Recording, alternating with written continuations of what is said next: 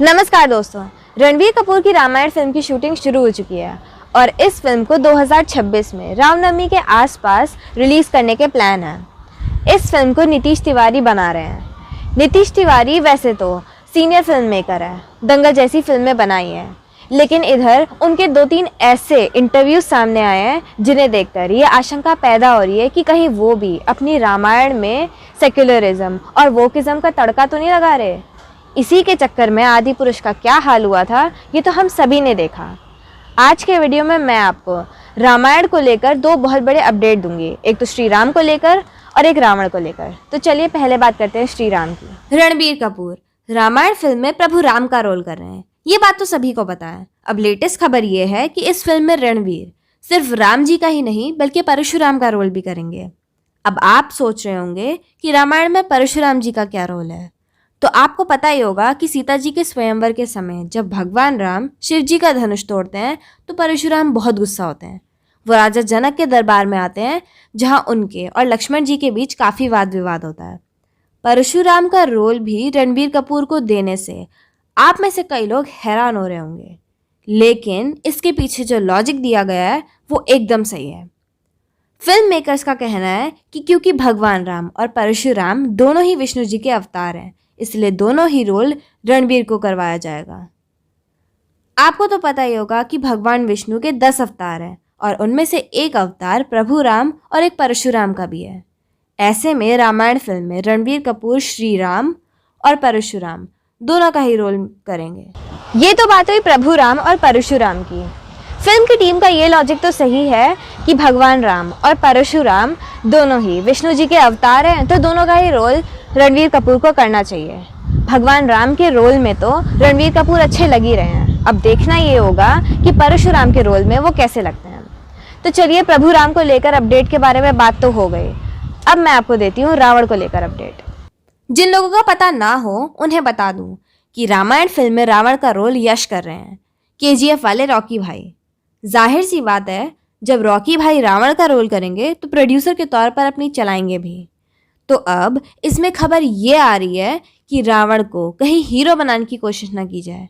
आदि पुरुष में भी रावण का ह्यूमन साइड दिखाने की कोशिश हुई जो उल्टी पड़ी, लेकिन लगता है रामायण वालों ने उससे सबक नहीं सीखा, इसीलिए यश कह रहे हैं कि वो रावण को अलग स्टाइल में दिखाएंगे। Storytelling is all about that. If you see Ravana's character, there are so many good qualities, but there are bad qualities as well.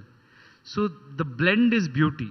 So the grey character is what I call him. It's not completely violent or anything, and we make fun of violence also. When I say violence, we are trying to make it a diluted version. It is not what do you call it's stylized, sir. It's not violence. अब जब film का producer ही ऐसा कह रहा है तो फिर director पर भी प्रेशर आना स्वाभाविक है। नीतीश तिवारी भी कह रहे हैं कि वो लक्ष्मण रेखा और अग्नि परीक्षा वाली घटनाओं को आज के जमाने के हिसाब से बनाएंगे। How are you going at this, and how do you sort of tackle things like a Lakshman Rekha or the idea of an Agni Pariksha for a woman, and how do you make this happen for the 21st century audience? See, that's why it's taking us so long to write it, and we are still very much trying to get it right on paper.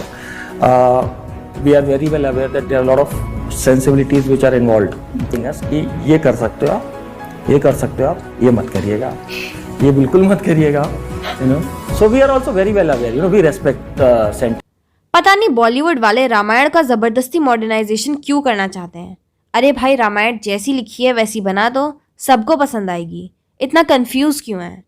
हालांकि अभी उम्मीद पूरी तरह खत्म नहीं हुई है। नीतीश तिवारी ने एक इंटरव्यू में कहा था कि वो वाल्मीकि रामायण के प्रसंगों के हिसाब से ही फिल्म बनाएंगे। The way we are writing Ramayana for the film is we are taking inspiration from a lot of Ramayans which have been written in the country. So there is no one particular Ramayana. We have got a lot of experts who are guiding us as to what needs to be done and how we can go forward in the correct manner. So that's what we've been doing. Valmiki Ramayana पर 40 साल पहले रामानंद सागर ने एक बढ़िया serial बनाया था, और जब कोरोना काल में ये सीरियल दोबारा टेलीकास्ट हुआ था दूरदर्शन पर, तब बच्चों से लेकर बूढ़ों तक सभी ने इस सीरियल को देखा था और सबको पसंद आया था। तो भाई, रामायण की स्टोरी को लेकर इतना झोल करने की क्या ज़रूरत है। वाल्मीकि जी ने जैसी रामायण लिखी है उसी पर फिल्म बना दो, कम से कम 600 करोड़ के बिजनेस की तो गारंटी है। आप क्या सोचते हैं इस बारे में? कमेंट बॉक्स के थ्रू ज़रूर बताइएगा। वीडियो पसंद आए तो वीडियो को लाइक एंड शेयर करें, चैनल को सब्सक्राइब करें, साथ ही बेल आइकन प्रेस करके ऑल नोटिफिकेशन ऑन करना ना भूलें। Thanks for watching.